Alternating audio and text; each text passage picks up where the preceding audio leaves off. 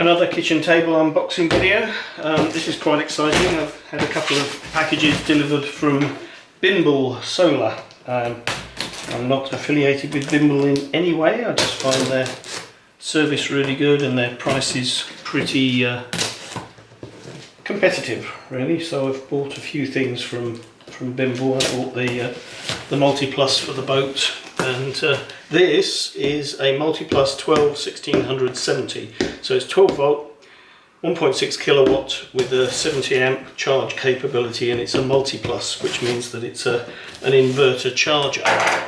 And I'm putting one of these in the van mainly because it's a bit more efficient space-wise, and because I need a charger with a lithium profile, and we're going to need an inverter, and I think a 1600 watt inverter is going to be big enough.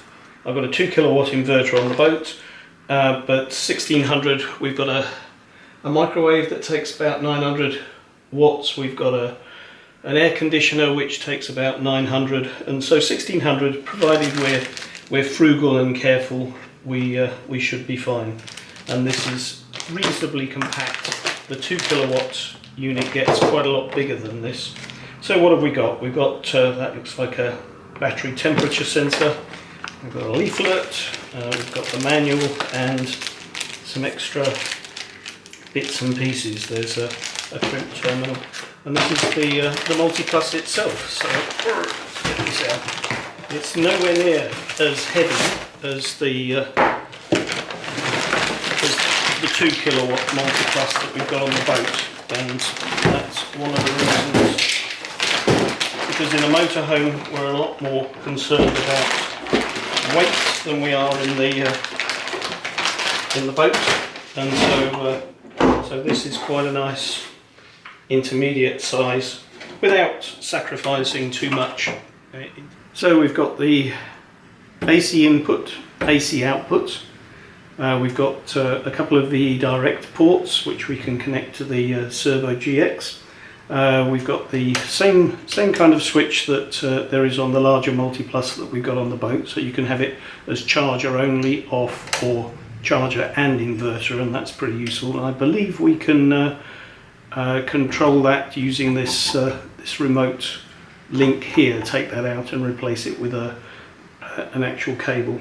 And then we've got the big connections for the battery, and these will take a 50mm surface area cables. But I probably need to put some kind of sleeve crimp that I can put on the end of the sleeve before putting them into there. And yeah, pretty neat, pretty nice, and it's fairly hefty, but not too bad. And it comes with these connectors for the mains and AC in and out, so these can be pre-wired, and that's a little bit neater than the larger Multi-Plus, because the larger one that we've got on the boat, it's got screw terminals where you have to get the mains cabling into, whereas here these can be wired up separately and then just simply plugged in. So yeah, rather like that.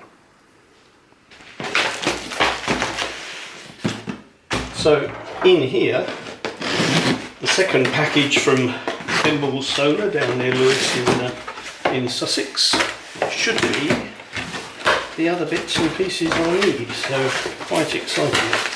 This bit of packaging, and we've got some 50mm squared cable, 50mm cross-sectional area. All of Bimble's cables are orange. They don't do separate red and black, so I'm going to have to put sleeves on to indicate the polarity so I don't get confused. But 50mm is the size recommended for the 1600 Multi-Plus 2. An isolator switch. That's a VE direct cable to link the Multi-Plus to the Servo GX, and this is the Servo GX. A bit dusty, but we'll have a look at that in a minute. And then what have we got here? Oh yeah, we've got some extra bits and bobs.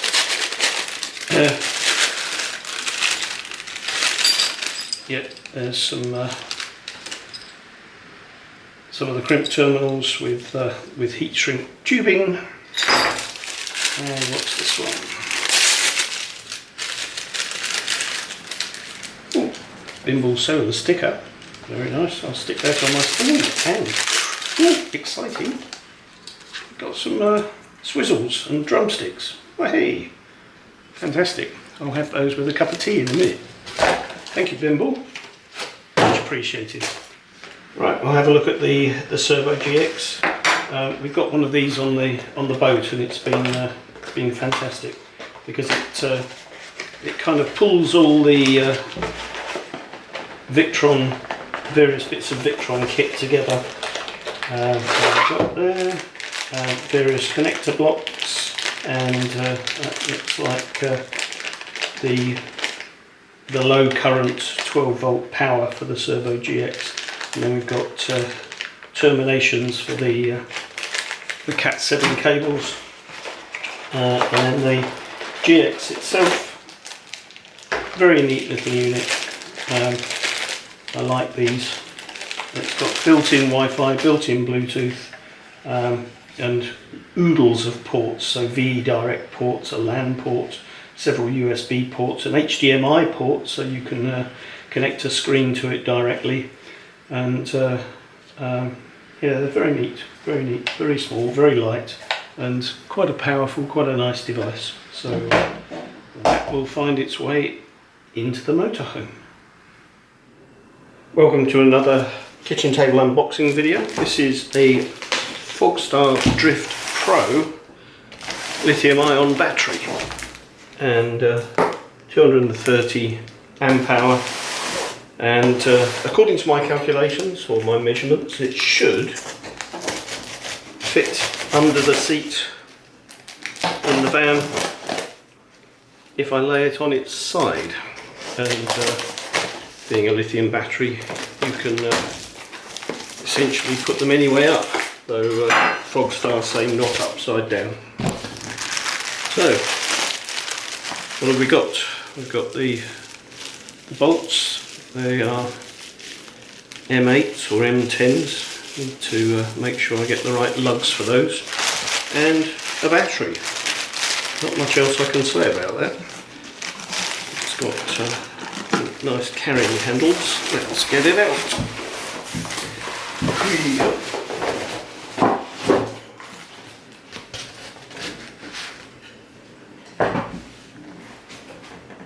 And there we are. Bit of a lump. It's about, I think, 25 kilos, something like that. Not much to say about it really. It's got a local on-off switch.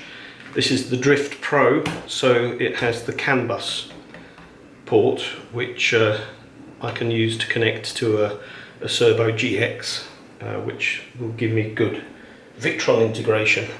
But hopefully that will go in the van under the driver's seat on its side. I've got another kitchen table unboxing. I've got a number of high current battery connections to make for putting solar in the van, and I'm going to need to make some crimp connections. And so I borrowed one of these off a friend when I was putting the solar on the boat, and thought it was really good. They cost about £35 from well-known online souks. They come with some crimp terminals. Not sure I'd use those. I'll buy them from a reputable source. And some heat shrink tubing, nice. A pair of cable cutters, which is good. I need a pair of those for cutting big hefty cables. And then this, which is, it's a hydraulic crimping tool. So we've got some spare washers, and so you've got a number of different jaws that you can put in. They come in pairs for different sized crimps, and they go in the jaws there.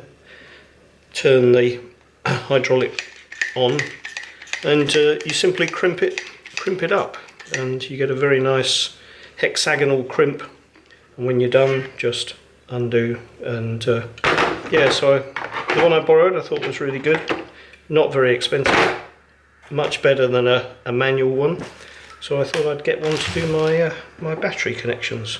Very nice.